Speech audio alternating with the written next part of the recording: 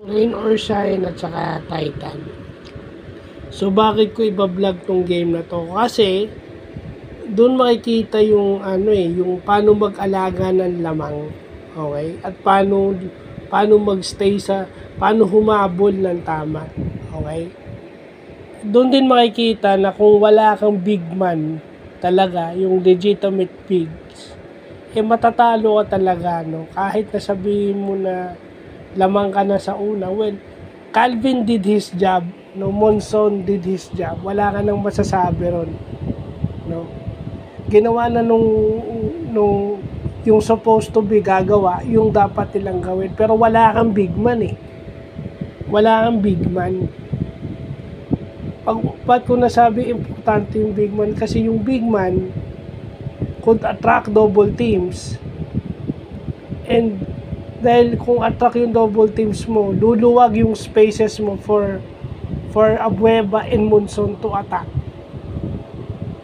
At saka hindi sila kumpiyansa silang tumira. Kahit magminti sila, may kukuha ng rebound para sa kanila. At saka kung may legitimate big man ka, threat yun.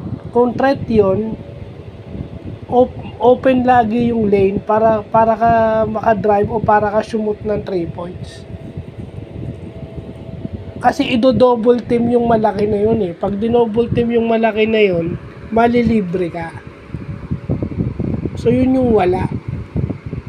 So ang nangyayari, yung depensa is nakapokus kay Abueva at saka kay Monson, which are perimeter players. I mean, Calvin can post up, pero wala siyang wala siyang alam na yun Monson, Abueva lang yung pupuntahan. So yun lang yung masasabi natin sa laro na yan. And doon makikita yung importance ng free throws. Si Asistio parang late lang pinasok, parang fourth quarter lang ginamit si Anton Asistio, pero naipasok niya yung 4 na free throw.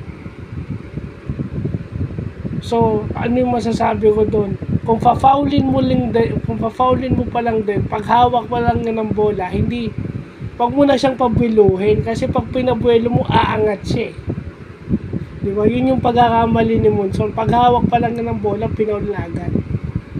Pinabuelo niya At saka syempre, make your free throws. If you're gonna foul early. The moment na ma-receive yung bola, foul early. Or hindi pa lang nare-receive yung bola, foulin mo na agad. Kesa act of shooting yun. Diba? Hindi naman talaga papasa si Asistio. Hindi papasa si Asistio because confident siya sa free throw shooting niya. Yun. Diba? Kasi puro kayo 3 points, puro kayo 3 points, puro kayo 4 point shot. Anong mangyayari sa inyo? Well, kung makikita niyo yung video, Michael Jordan was able to please a kid by hitting 1 free throw. Yung tinirahan niya sa Ryder Cup, parang sinabi na kay Usap na kung pwede siyang tumira ng free throw. Di napatunayan yung storya na pinagsasabi nung lolo nung bata dahil na-shoot ni Jordan yung free throw. Hindi 3 points yung tinira ni MJ free throw. So, yung free throw dapat pinapractice din yun. Hindi yung free throw na puro forma lang kasi. So, yun lang po.